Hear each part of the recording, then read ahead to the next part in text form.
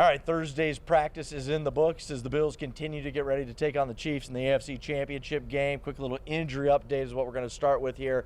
And it's a pretty positive one. Christian Benford was back on the field, still in concussion protocol. He did have the red non-contact jersey on. Matt Milano, though, no red non-contact jersey. He looked pretty good out there. No Taylor Rapp, though. That's a little concerning at this point of the week. Taron Johnson was added to the injury report today, dealing with kind of a shoulder neck thing. But all in all, pretty healthy as they kind of march towards Sunday's game. When you look at this matchup against the Chiefs, they've changed a lot over the years. The one thing that is still consistent is they have Patrick Mahomes and they have Travis Kelce. The days of basketball on grass where they're going up and down the field, playing track, hey, hand the baton off to him, you go run another 40 yards, and then you hand it off to him.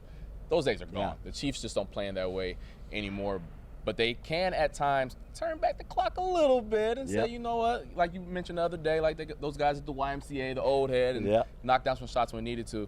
But it all revolves around 15 and 87. You saw it last week against the Houston Texans where, hey, Travis Kelce can still play ball again, and you didn't see that at all in the regular season. When you look at this Bills defense and how they're built, it seems that they probably have as good as answers as you can for Travis Kelce, because there's a couple of different guys who can match up with him in the pass game. You saw that in the Week 11 matchup as well, whether it was a Terrell Bernard who put paws on him, McCann Lewis who did the same, Taron Johnson.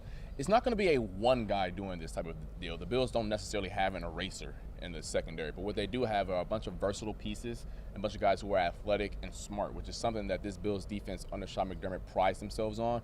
And are they going to shut them down like they did in Week 11? I wouldn't count on that. But I do think they're as well equipped as ever to slow them down. Yeah, this goes back to, we heard Bill Belichick talk during the season on one of the shows that he's on, that Sean McDermott is really good at spinning the wheel.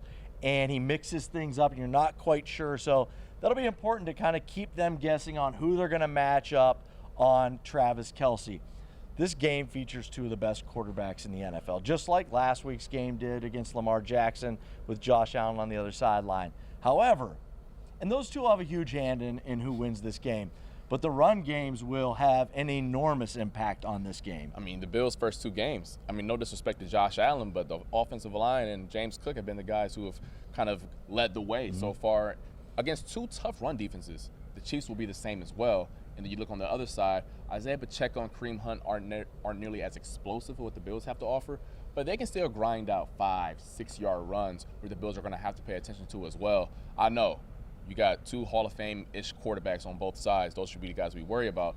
The game might come down to which running back can have the bigger game. Yeah, and if you look at kind of comparing these two rosters, and if you want to find maybe the Bills' biggest kind of strength over the Chiefs, I think it's up front. I think that offensive line of the Bills is superior. They're playing such a good unit right now. For Carl Jones, I'm Josh Reed. The Bills have one more practice coming up on Friday. Carl's going to be here, and he'll have the latest.